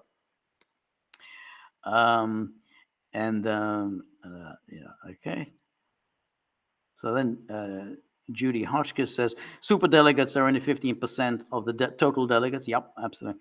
But anyway, the party rules are not law, so the delegates breaking from Brighton on the first ballot might be unprecedented, but not illegal. I don't know that that's true. I think in some states it is illegal to just simply delegates breaking their pledge. I mean, they've been voted in the primaries and are pledged. They are pledged to the candidates. I'm not saying it's in every state, but in a number of states they are pledged to the candidate. And I don't think they can just simply break their pledge. But even if that happened, even if they said, okay, we break a pledge, that's just going to end up in lawsuits, assuming that Biden doesn't do it voluntarily. If Biden doesn't do it voluntarily, then the party is just going to have endless lawsuits if the delegates abandon the candidate to whom they are pledged. I mean, that's the whole point. They're pledged to the candidate. So, it's just going to be more trouble than it's worth. either Biden steps aside, and then the whole issue of the pledged delegates doesn't arise, or he stays on the ticket. If he stays on the tickets, then that's it. He stays on the ticket. It cannot be done. You can't just simply push him aside and replace him with someone else. He's the sitting president. He's in charge of the party. He's in charge of the party machinery. It can't be done. Anyway, R. Brown says, rather than legislating, I think their role is to represent us. That's Congress, okay? Legislating means making laws which by their nature limit freedom. Representatives add and remove laws for the benefit of their home constituencies. Legislators pass law after law for the benefit of the big money that acquires legislators to make laws that make them rich. Forgive this peeve of mine. We just need genuine reps rather than lawmakers. No, I know what you mean. I know it's always very interesting when let's say about these legislation, because it was like, well, this is the legislature. We need the lawmakers, and everyone's like, oh, the Congress isn't doing doing enough. They're not passing new laws, and then you always wonder, is that really what you need? Do we need more laws, and therefore more work for lawyers who kind of try to figure out, what these laws really mean, how much these laws have changed the other laws that are on the statute. So you do sometimes feel would be better if they didn't legislate, if they actually carried out proper oversight of government. But of course they don't even do that. Instead, whenever you have these hearings, they make these endless speeches without even bothering to come to a question. If you've got a government official in front of you, ask him a question, but instead they waste their time making tedious speeches. So Takfiri says, this, but Julian 6 months ago, this is what we were made to believe. It turns out Julian looked very well. I trust no one but my family. Well, yeah, I don't know. You're right. I saw those pictures. I mean, the only thing I can say is that it's obviously this deal between the British, the American, and the Australian governments has been in the works for some time. And once it became clear that Assange would be released, they probably, made life much easier for him. But you never can tell with pictures. I mean, even that picture that you've just posted, we don't know. I mean, you can always be photographed in an unflattering light, and then you look terrible, even though you may not necessarily be that terrible. So this photograph that you show, he doesn't look good, but he just may be resting or sleeping. He may just have, I don't know, come out of surgery for something or other. So we don't know. It's hard to decide from these pictures. Look, I mean, he's been essentially in custody for 14 years. That takes a toll on you. I mean, whichever way you look at it, you don't have to be at death's door to be, in some pain, discomfort, stress after being 14 years in custody. Anyway, okay. Stone River says, newsflash, Trump sentencing now scheduled for September the 18th. But that's very, I mean, that's interesting, because Trump has now, or his attorneys have filed a notice, has given notice that they will be filing a motion to set aside the verdict in light of yesterday's Supreme Court ruling. So I don't know how you can put forward a sentencing for September the 18th if you don't know whether the verdict is going to be set aside. Now, Merchan may well say, no, I'm not persuaded by your argument. I'm not going to set aside this verdict. However, even if he doesn't set aside the verdict, that will immediately be appealed. And I know he may still go ahead with the sentencing of September the 18th, but I don't know how he can say on July the 2nd how he's going to rule on Trump's motion to set aside the verdict, because this is something different. I mean, yes, Trump's legal team had made an impunity claim before with Merchan, and Merchan rejected it. But he can't reject it now, because now the Supreme Court has ruled. I mean, he has to take into consideration what the Supreme Court said. So I don't know how he can declare, well, we're going to have the sentencing on September the 18th, when he hasn't yet seen the motion that the Trump's team will file about setting aside the verdict, because this is a different motion from the one before, because this is now in light of yesterday's Supreme Court ruling. But anyway, thanks for the update, Stone River. And Mary Grossman, it's always good to see you, Mary. Thank you. President term ends May the 20th, I think. President Zelensky, yeah, okay, I think. And the Rada expires in August this year, I believe. Yeah, no, that's right. But I don't think this matters very much. I know the Russians are making this claim that, that according to the Ukrainian constitution, Zelensky can't just simply extend his term. The Rada can extend its term, under martial law provisions, but not the president. So therefore, the real president is the speaker of the Rada. I mean, I don't think Ukrainians are sitting there thinking, or anyone in Ukraine is sitting there thinking that, well, Putin understands the Ukrainian constitution, that we are somehow bound by Putin's understanding of the Ukrainian constitution. So I just don't find any of that very interesting. It's really up to Kyiv, whom they want as their representative. I mean, it's like, it was one thing when they overthrew with violence the government, the legitimately elected government of Yanukovych. That was the moment when Putin could have made the principled stand of saying, well, that's it. We don't recognize this coup regime. We don't recognize it. And I don't care that there was an election and Poroshenko won the election. We just don't recognize it. It was the legitimate government of Ukraine is, the legitimate president of Ukraine is Viktor Yanukovych.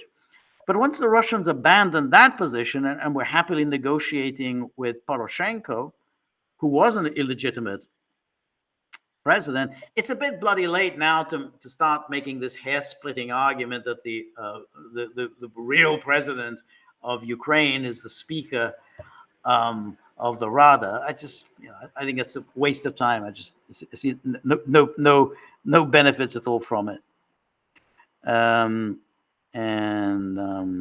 Okay. So Cynthia says, I recall Putin saying in the interview with Tucker Carlson that Trump is unpredictable, which is why he hinted that he'd prefer to deal with Biden, whom he finds more predictable than Trump. Yeah, I know. Yeah, that's what he said. I still don't know whether Putin was being entirely sincere when he said that. The Russians kind of got themselves into some trouble in 2016 when they seemed very happy about the prospect of a Trump victory and the defeat of Hillary Clinton. They just couldn't control their glee. Understandable. I mean, Hillary Clinton was a terrible person. She would have been a terrible president. And Trump, they figured, was a pragmatic businessman who has no ideological obsessions. He just wants to do deals and have a business like relationship with everybody. That's how he sold himself, and I think that is who he is. So the Russians really couldn't quite conceal their happiness about the election of 2016, but that was used against Russia because to make the whole Russiagate hoax, they used precisely this fantasy that somehow Putin delivered the election for Trump. But so I think Putin now is sort of overcompensating for his perhaps naivete in 2016 by suggesting no, we don't want Trump. Last thing we want is Trump. No, we want Biden. Biden is a person of the old school.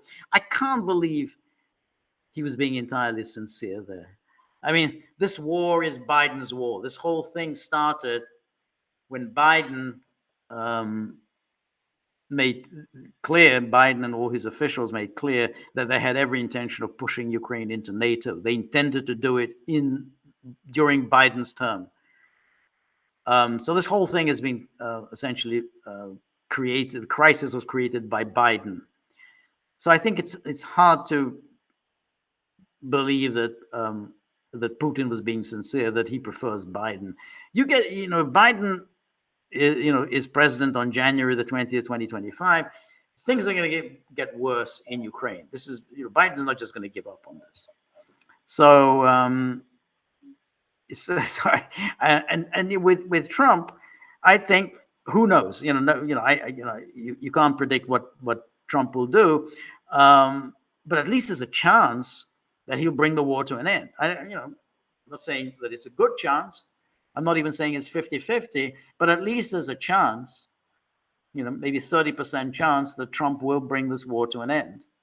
Whereas with Biden, there's a 0 chance that he's going to do it. So I think Putin is just overcompensating for having been a little bit too,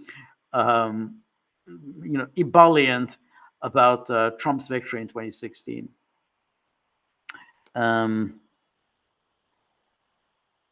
Robert says another amusing Ian Carmichael Terry Thomas film is School for Scoundrels. Yes, it's I mean it's a good film. I don't think it's as good as I'm All Right, Jack,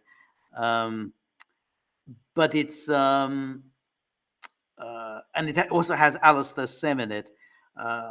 But yeah, it's an entertaining film. If you like British films, it's entertaining. I mean, I think I'm All Right, Jack kind of is a cut above that. It's I think because it tries to address more more serious issues. This film is a kind of silly piece of entertaining, but it's a piece of froth. Whereas I'm All Right, Jack, I think does a little more. There's one that they made, which was a kind of a prequel to I'm All Right, Jack, the one where he was in the army, the Ian Carmichael. I think it's Private's Progress. So that's another possibility, Private's Progress. And then there's, of course, Carlton Brown of the FO, which is quite a famous film. Not that great, but it's quite entertaining. Dan Rock says Guilty by Suspicion. Guilty by Suspicion is a film I was thinking of, the one with Robert De Niro playing a liberal who is hauled up before the House Un-American Activities Committee. It was very, a fake presentation of what actually happened, in the HUAC Hollywood hearings. And as I say, the director was Irwin Winkler, who's not really a film director at all. He was just a big shot producer, and he worked a lot with Scorsese. So let me see. He says, go over to Rumble. There's someone who asked you a question. Oh, I like people who ask me questions. This is Takfir says.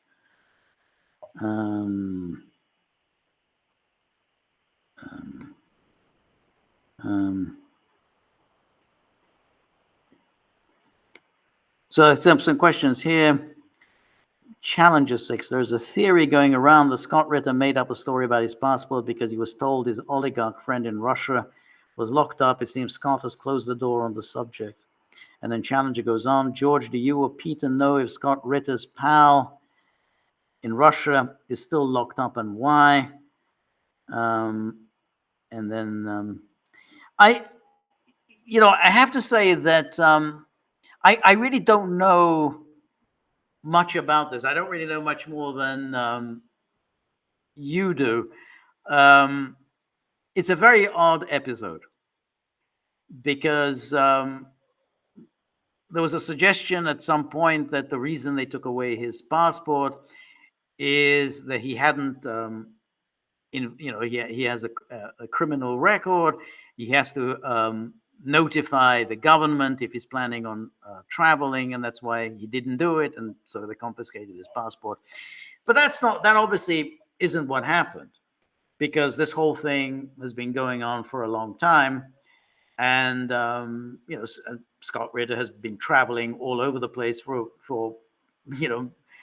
some years now, and he's never had any problems before. So I'm sure he knows exactly what he's supposed to do, when he's supposed to notify anyone about his travel plans, whom he's supposed to notify, and so on. So I don't think that was what the issue was. However, I don't know this guy that Scott worked with. He as far as I know, he's still under arrest. I think he's going to be arrested. I think there's going to be a court hearing very soon. But from the moment he was arrested, he has been incarcerated. But maybe he'll be released at this at the court hearing.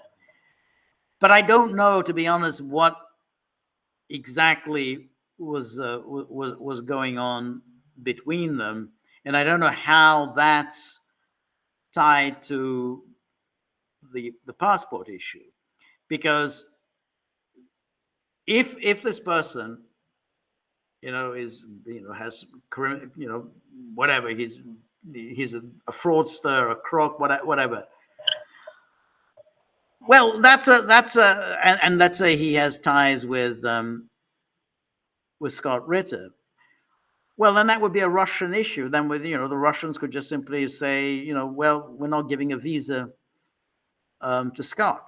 I mean, if that's the problem, is his ties to this guy who's a fraudster or suspected of being a fraudster, that they just wouldn't give a visa to Scott.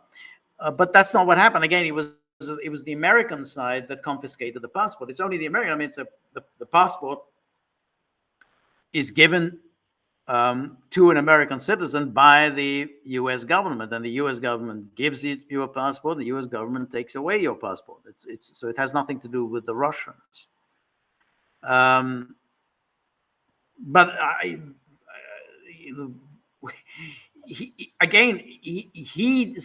Scott seems to be in good odor with the Russian authorities, because if you recall, even though he wasn't able to go to the St. Petersburg forum, he still took part, by video link with some strange people, I have to say. I mean, this some guy who's a distant relative of Bismarck. I mean, he carries the name von Bismarck. I don't know what kind of qualifications you get just because you have the name von Bismarck. I mean, you're not exactly, the Iron Chancellor just because you have the name. So von Bismarck, and then there was Tara Reid, and then this was this panel, and of course, and then Scott was a part of this panel. So he seems to be in good standing with the Russian authorities. However, it's still a question. Why did they take away the passport? And I think it's very interesting that the story has vanished. We suddenly got all very indignant. I didn't, but many people got very indignant when this news broke that the American government has seized Scott Ritter's passport, and then the story just vanished. No one's talking about it. I thought this was some huge violation of a man's civil liberties. He's a huge violation of his First Amendment rights and whatever. It's vanished. But if anyone has more information about this, then please share it. And then let's see. Yeah. So R. Brown says, just imagine Biden trying to make an acceptance speech after accepting the nomination. That would be awesome. Well, I'm assuming that if they pump him with enough medication, they obviously didn't get the dosage right on debate night. I mean, they just didn't get it right. They have to get a lot more into him to get him to perform. It seems like the medication kicked in for his performance in North Carolina the next day, because he seemed, once again, that when he's very animated and he just talks at that kind of rat-tat-tat, machine gun pace, the way, just like he did that State of the Union. So if they can do that, he can deliver his acceptance speech. But they have to get it right. They can't do another failure.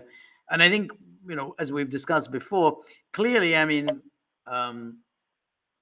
this senility is a deteriorating condition. I mean, you can't arrest it.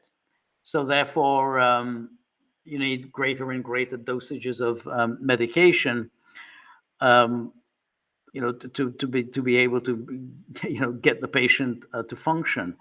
You have to wonder that, is there a point in which you pump somebody up with so much medication that he keels over and dies, which again is definitely an issue. It always has been an issue if you're running for the presidency, whether you're actually going to stay alive for the next 4 years. And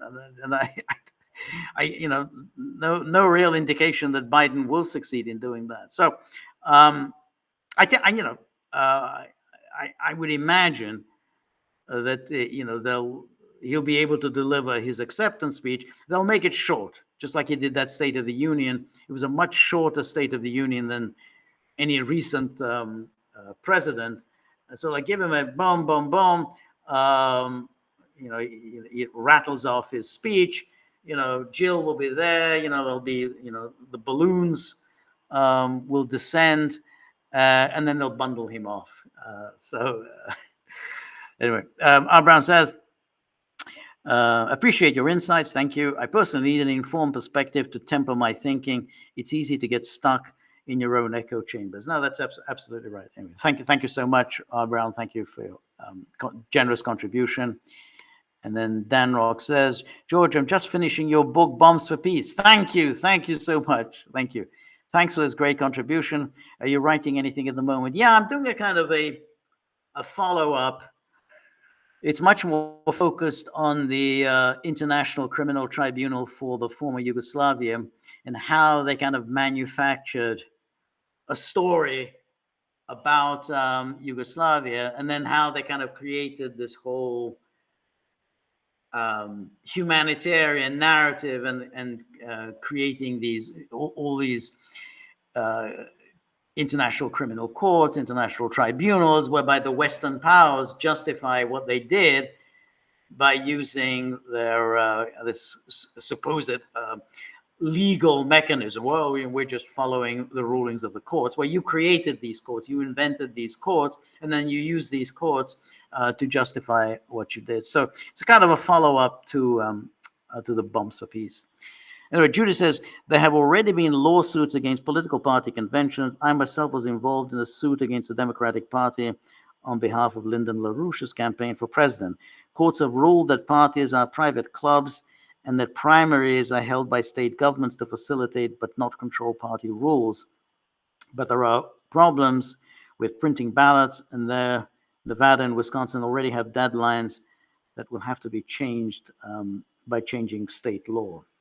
Yeah, I mean, I think that I think you agree with me. I think it's going to be extremely difficult because at this stage you're going to have to find a way to to go through all these courts. I mean, these legal proceedings. I mean, they are extraordinarily time consuming.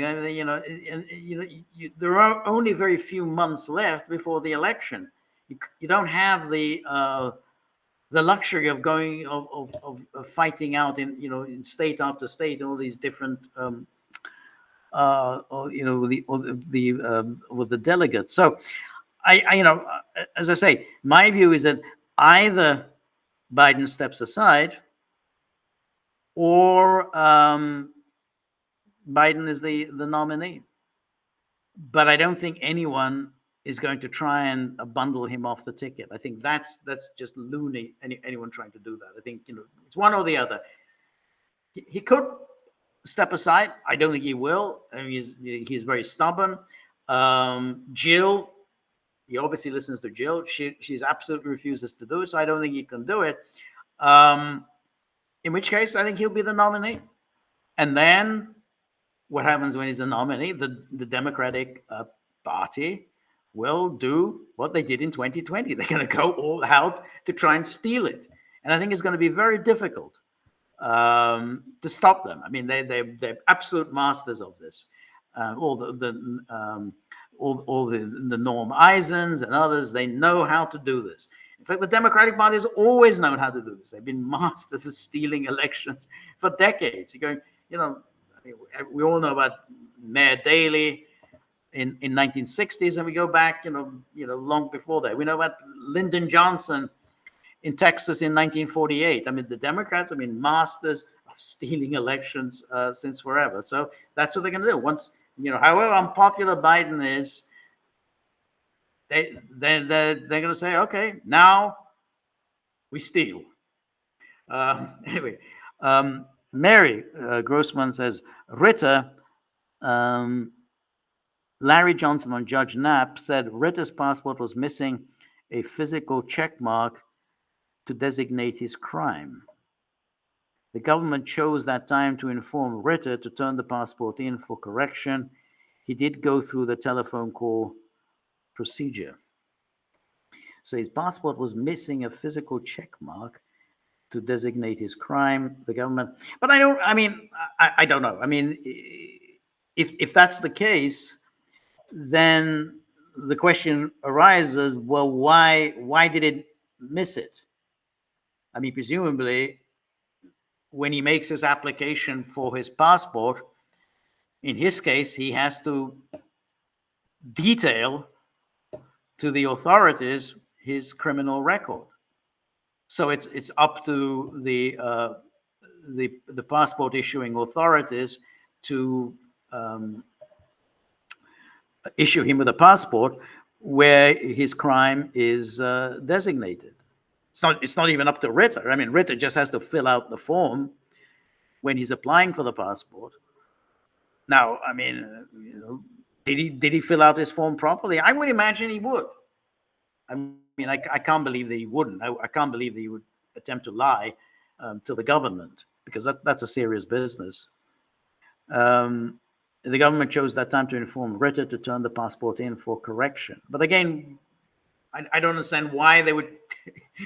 Why would they turn the passport in for correction at that moment? I mean, he's been traveling on that passport for some time. I mean, he's been going to Russia many times. So, I mean, if this is the same passport, then why wasn't his crimes listed on that passport? I mean, is it the fault of the government, or is it Ritter lied to the government? And if it's a new passport, again, did he lie on his application form? So, I mean, if that's what Larry Johnson says, it just raises more questions than it answers, because it just doesn't make any sense why at that stage, they suddenly realize about this about the passport. And from what I recall, I mean, he had already boarded the plane, which again seems very strange because, I think you have to provide all your passport details before you board the plane. So why did they suddenly realize only at the stage at which he was boarding the plane? And as Cynthia says, the State Department failed to put the check mark on his passport after when he was to be renewed.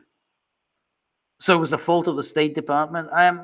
Why would they do that? Why would they?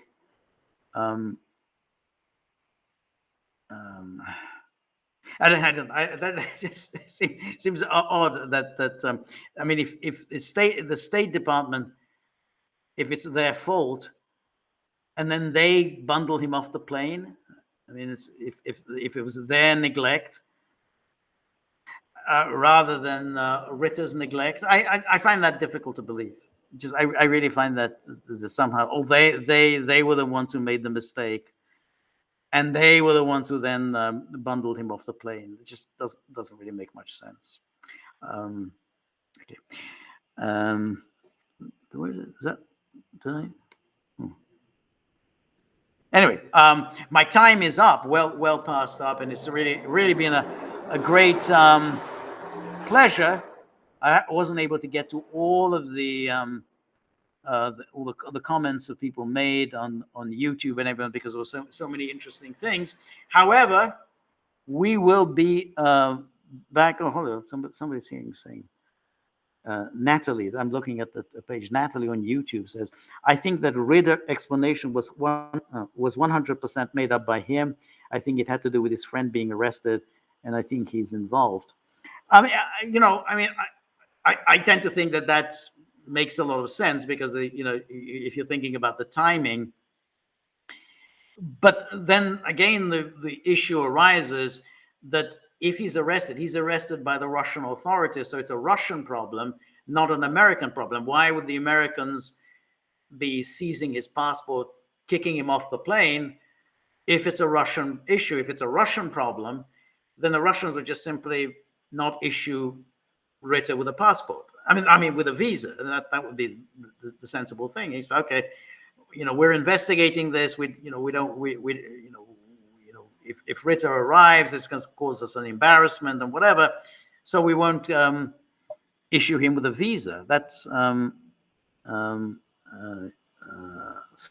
I don't know. It seems it's again. I mean, all I can say is that it raises more questions than it answers. But I don't want to start casting aspersions, but I'm not buying the stories that that I'm hearing. That's all I can say. Anyway, thank you so much, everybody who joined me. Thank you for all your questions. We'll resume on Thursday, 3 p.m. Eastern time, and we're going to discuss some more of these fascinating issues. I really appreciate particularly everyone who showed up, but in particular those who contributed very generously. It's really very important to us and to me and everything. So I really appreciate your kindness and generosity for your contributions. It really helps us a lot. So thank you very much for tonight. We'll see you 3 p.m. Eastern time on Thursday. Until then, good night. Goodbye. See you.